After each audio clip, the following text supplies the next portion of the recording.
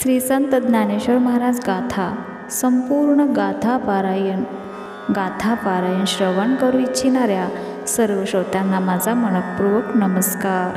अभंग साती बारी दोन्ही आपणची होऊनी सुरतरू माझारी ओळगे तळी त्रिभंगी मांडोनी ठाण घेऊनी मेघांचे मान विजू एकी वेडुनी बरवे गरज तुगे माये नवला ओगे माये न्याहाळीता कैसे मनाचे नयन उमलता तीही एक दृष्टी जीवा लाभती तरी सुलभू देखता बोलती गे माये पाहो याचे पाय शंभूची या माथा माये सासिन्नली चंद्रदाहे गंगे तेथ असुराची शिरे येथे सकळ शरीरे तोडराचे नि बडिवारे बरी तुझगे माये तेज सावळे रूप लाधले परिमळे अनंगाचे नि सळे कासी कासी येला तो पाऊल पांढरगळे होतू का जगाचे डोळे दुरोनिया सुनीले रोविले गे माये उपनिषदाचा गाभा माझी सौंदर्याची शोभा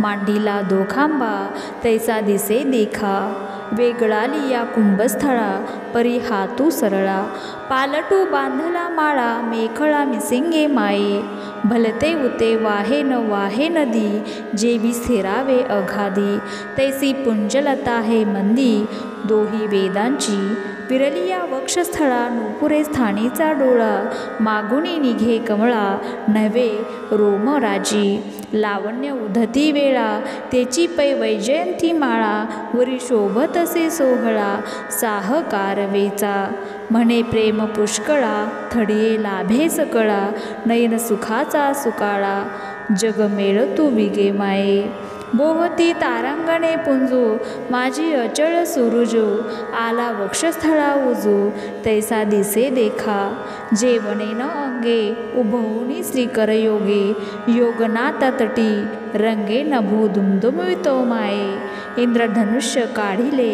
तया तळी बहुडले तेची कुरळी ओढले समाधी सुख देखा आवारीचा गुणो श्रुती गर्भी समवर्णो दोही स्वरी गोडी वेणू जगने व्यवितो माये या वेधीता काहीच नुरे रूपा आले हेची खरे वरी दावीत आहे माझे रे गोपवेशाचे तमावरी हाती यारे रवी काज काई ये रे तैसा रखमा देवी वरे विरे घेतले गे माये. अर्थ बाजारात येणारा व जाणारा आपणच होऊन म्हणजेच देव भक्त तूच होऊन त्या सुरतरूखाली दिडका होऊन उभा आहेस व मेघाचे पांघरून करून विजेसारखा गरजत आहेस. हे नवल पाहायला मनाचे कसे डोळे उघडतात हेही नवलच. ती दृष्टी जीवेला लागून ती सुलभपणे संवाद करत आहे. अंगाचा दाह शमवण्यासाठी चंद्र व गंगा धारण करणाऱ्या महादेवाचे पाय तो धरत आहे. त्याच्यासमोर असुर मस्तके झुकली. तो पायातील तोडरांच्या आवाजाने गर्जना करतो आहे. माझ्या डोळ्यांना ते सुगंधित तेजपुंज रूप लाभले आहे. त्याने घातलेला पितांबर मदनालाही फिका करतो. ते पाहून जगाचे डोळे पांढरे होतात. ते पाय रोवून उभे राहिलेले सावळे रूप लांबून लोभस दिसते. तो उपनिषदांचा गाभा सर्वांमध्ये सौंदर्याची शोभा होऊन खांबासारख्या दोन पायावर उभा आहे. कुंभस्थळ म्हणजे मस्तक व दोन हात सरळ व कमरेला बांधलेला शेला व त्यावर मेखळा त्याला शोभत आहे.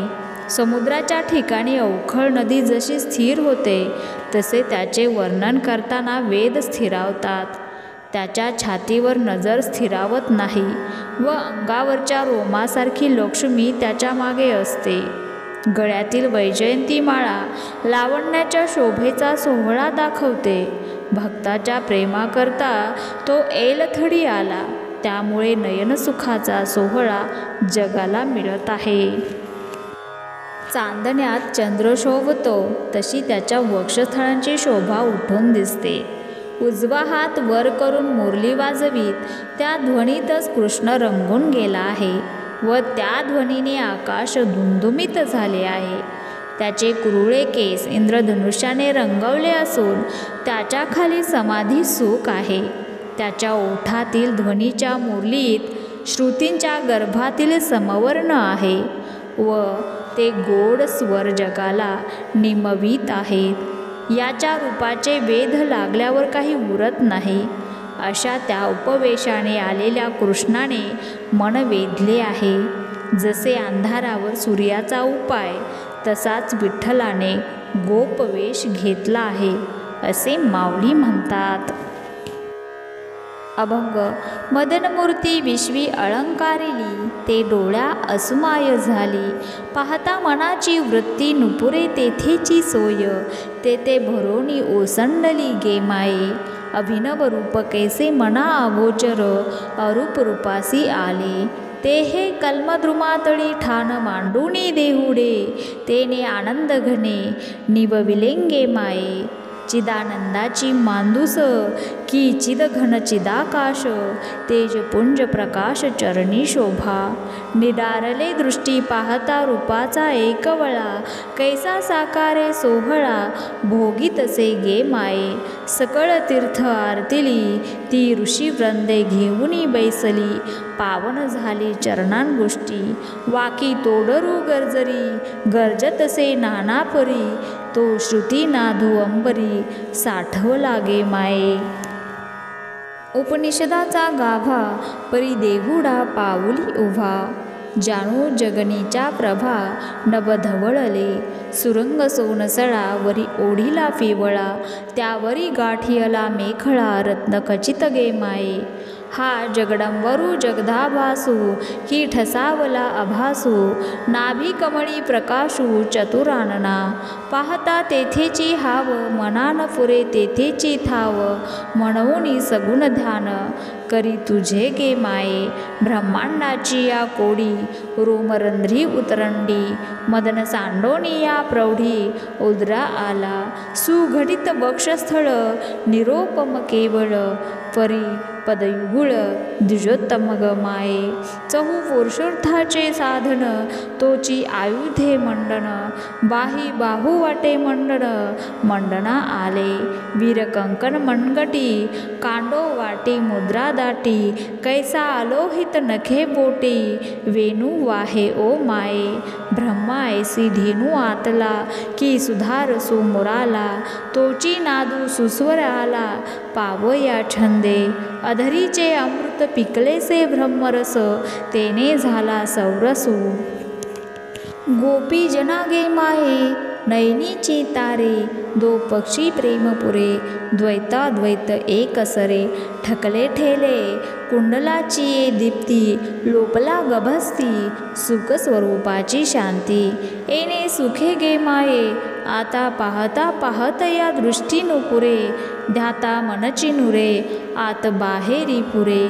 व्यापुनी ठेला मावळली या दृष्टी पाहता देखणे ठसावले, निर्गुण गुणासी आले सदोदित गे माये. आता हा केवी पाहावा पाहते ही दृष्टी, मनमनेची दिधली मिठी तेथील ते गोडी रूपासी आली. म्हणती निवृत्ती ज्ञानदेवा पाहे चित्ती, आता जागृतीच्या अंती सुखशांती रया. अर्थ. भगवान श्रीकृष्ण मदनमूर्ती विश्वरूपाने कशी अलंकृत झाली आहे हे डोळ्यांनी पाहता पुरवत नाही. तेथील शोभा मनाने कितीही वेळ पाहू गेले असता तृप्ती होत नाही. त्या मूर्तीत असलेले सौंदर्य भरून ओसंडते की काय असे वाटते. काय चमत्कार सांगावा. वास्तविक परमात्मा स्वरूप अगोचर म्हणजे मनाला विषय न होणारे ते कसे सुंदर रूपाला प्राप्त होऊन या कल्मद्रुमाखाली दिडक्या पायाने उभे आहे. त्या आनंदघन सुंदर परमात्म्याने चित्ताला शांत करून ठेवले आहे. ही श्रीकृष्ण परमात्म्याची मूर्ती म्हणजे चैतन्य रूप आनंदाची पेटीच किंवा चैतन्य रूप आकाश आहे असे वाटते. चरणांच्या ठिकाणी तेजपुंज शोभा कशी पूर्ण आहे. ते सर्व गुणांनी एकरूप झालेले सुंदर सगुण मूर्तीचे रूप पाहत असता सुखाचा सोहळाच भोगतो आहे असे वाटते. जगातील सर्व तीर्थे ज्यांचा ऋषी आश्रय घेऊन बसले आहेत ती तीर्थे भगवत चरणागोष्ठांच्या स्पर्शाने पावन झाली आहेत. हातात वाक्याचा जोड आहे व पायात जोड असून त्याचा नाना तऱ्हेने ध्वनी होत आहे. नाना तऱ्हेने होणारा शब्द आकाशातून साठवून गेला आहे. हा श्रीकृष्ण परमात्मा अत्यंत गुह्य म्हणून उपनिषदाने प्रतिपादन केलेला निराकार असता आमच्यासमोर हा आज वाकुड्या पावलाने उभा आहे पहा.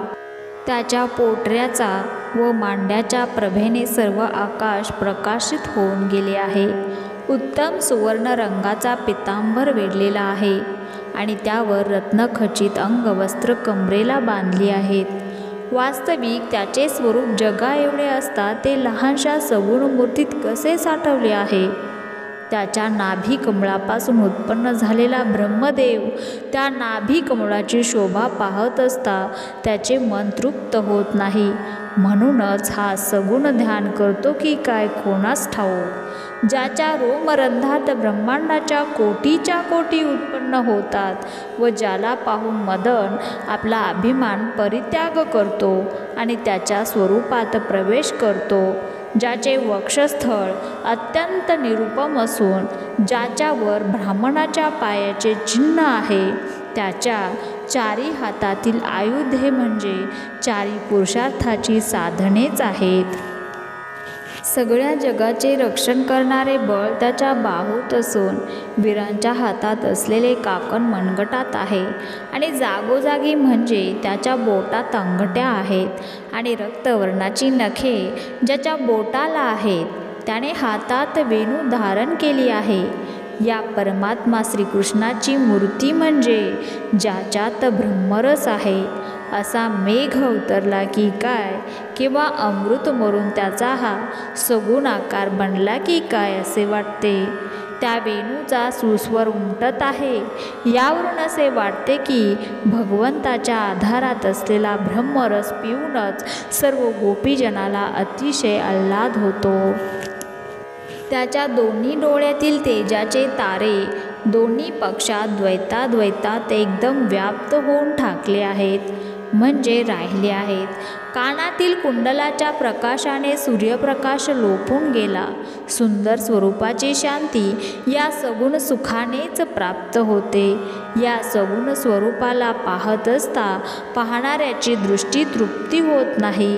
ध्यान करू गेले असता मन शिल्लक राहत नाही. असे अंतर्बाह्य त्याचे स्वरूप व्यापून राहिले आहे.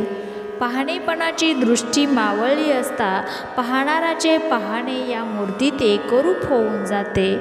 मूळचा निर्गुण परमात्मा सगुण होऊन राहिला आहे. आता याला पाहावा तरी कसा. पाहणारा दृष्टीने पाहू गेला असता मनाचे मनातच मिठी बसली तर या स्वरूपाच्या दर्शनाची गोडी प्रगट होते. श्री निवृत्तीनाथ म्हणतात, हे ज्ञानदेवा, या श्रीकृष्ण परमात्म्याला चित्तात पहा म्हणजे त्या दर्शनाच्या जागृतीने शेवटी सुखशांती होईल. जय जय ज्ञानेश्वर माऊली.